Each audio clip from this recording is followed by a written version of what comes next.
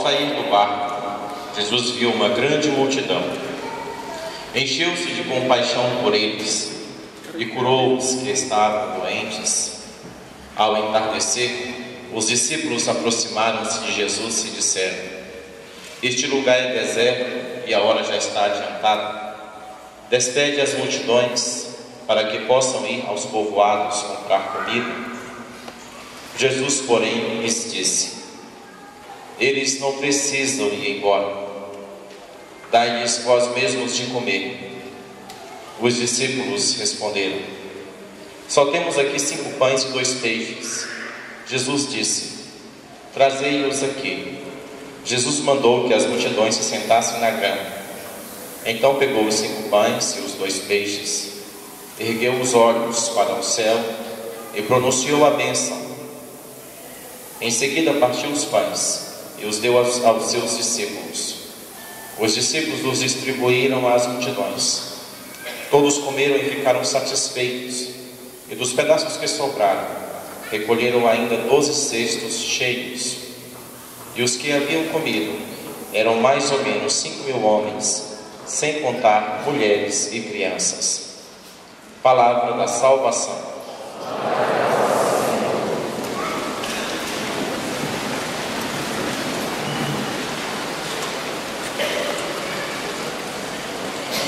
Queridos irmãos e irmãs, este é um texto do Evangelho muito conhecido, do milagre da multiplicação dos pães. Mas nós temos que observar o que antecede a este fato. Antes de Jesus Cristo multiplicar os pães e alimentar a multidão que estava cansada, multidão essa que o Senhor, ao contemplar, teve compaixão, curou a todos. Temos que perceber que aconteceu um evento muito importante. Mataram João Batista. E diz que quando ele soube da morte de João Batista, ele ficou triste. Ele partiu e ele foi para um lugar deserto e afastado. E nós vemos aqui um traço interessantíssimo. Jesus Cristo, enquanto Deus, sabe todas as coisas, mas também Ele é homem, e um homem completo, um ser humano completo, dotado de afetos, de sentimentos, né? Que também sofria. E não tem como não ficar triste e abatido com aquela violência que foi a morte de João Batista. João Batista foi degolado, foi decapitado. E mais ainda, João Batista era parente de Jesus Cristo, ele era primo de Jesus.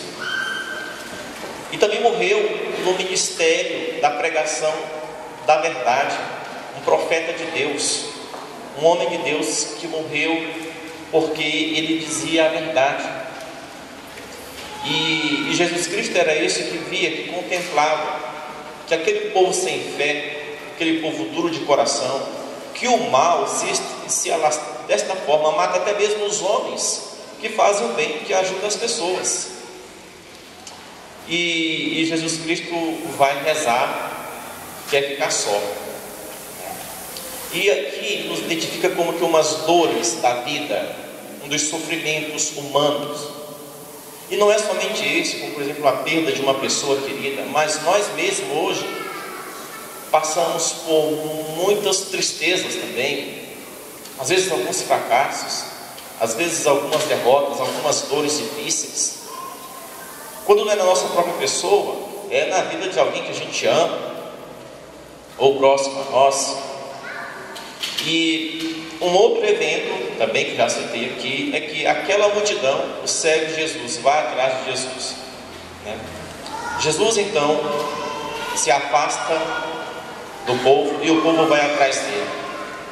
E quando ele vê que aquele povo precisa de cura, precisa de conforto, precisa de alimento, e o Senhor concede. O Senhor, mesmo triste, conforta, cura, acolhe aquelas pessoas, né?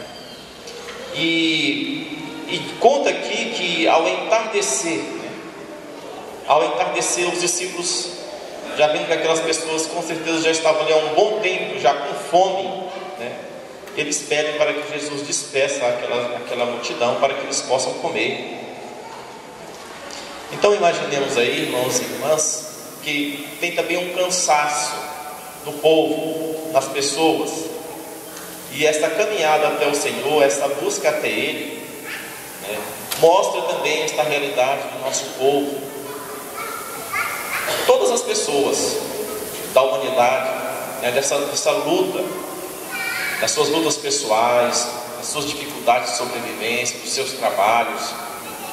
Muitas vezes a nossa situação é uma situação boa, mas nós também precisamos pensar na situação dos outros.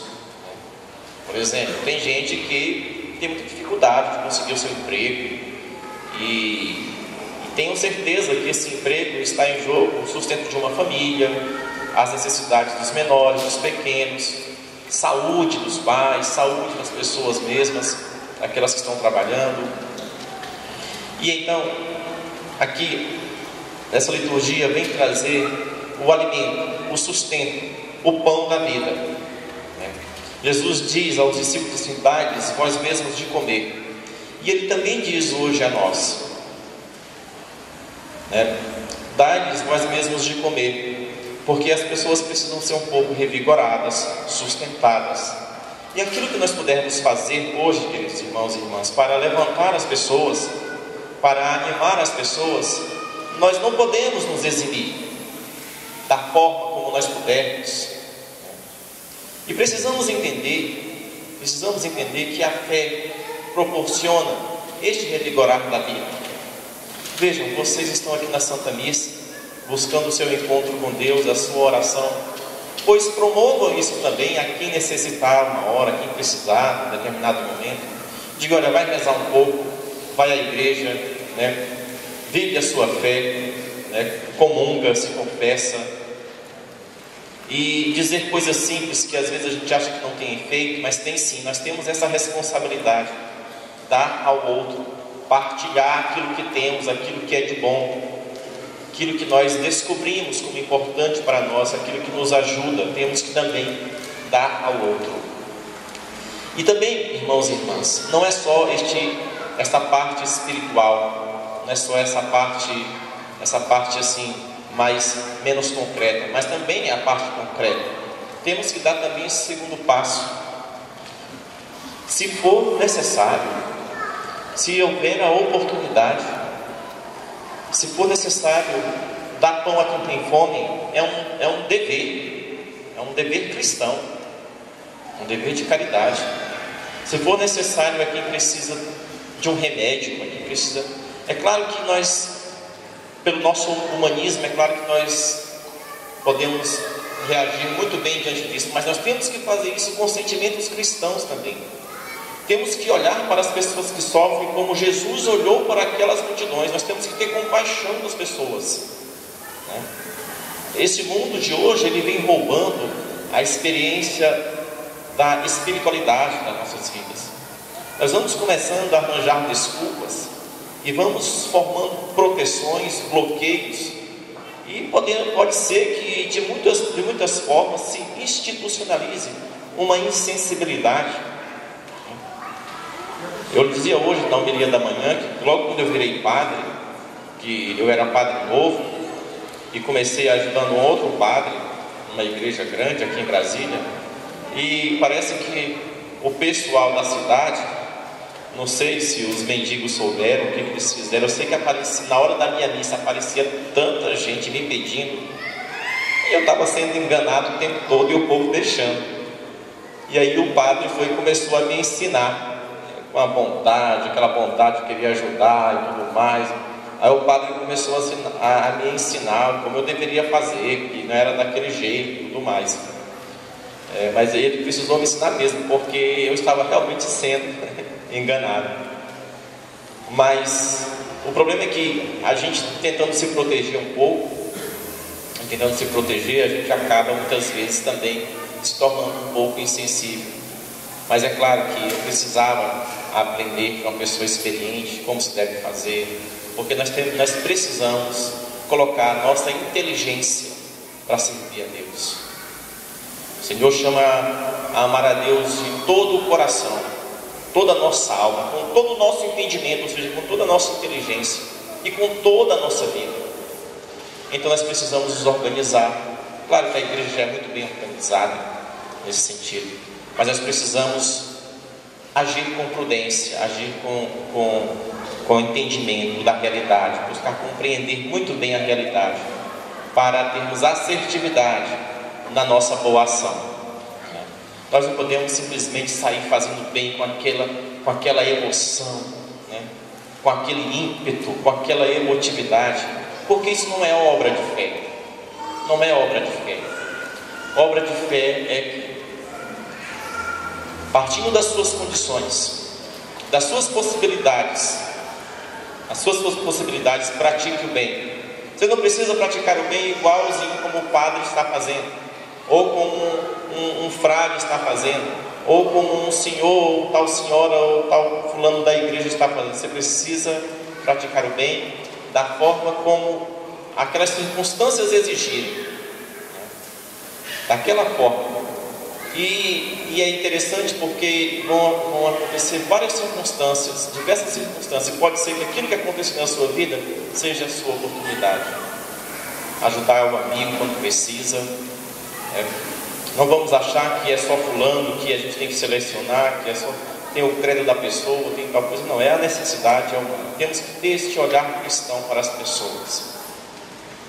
E queridos irmãos e irmãs, tem uma obra que nós podemos começar, mas também não podemos ficar somente aí.